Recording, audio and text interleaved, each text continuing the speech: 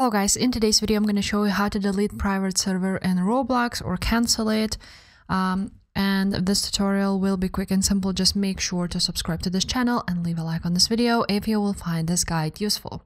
Now you want to go ahead here on your Roblox and click on more and then click on inventory. After inventory will load up, you want to find private servers and click my private servers. Just like so. Then you're gonna choose your private server. As you can see, mine are free, so I will not have the subscription option to show you, but it will look the same if you have paid for it.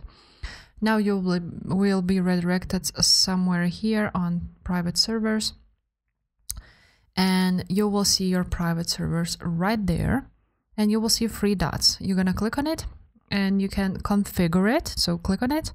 And then you will see here a subscription status, which you can go ahead and turn off. And after that, you will not need to pay that fee. And if it is not free, of course. If it is just free like mine, so it doesn't really affect it, you can just turn off allow joining. But if you are having a subscription one, so you're just gonna disable it and that's it. If this video was helpful, make sure to subscribe and I will see you next time. Bye.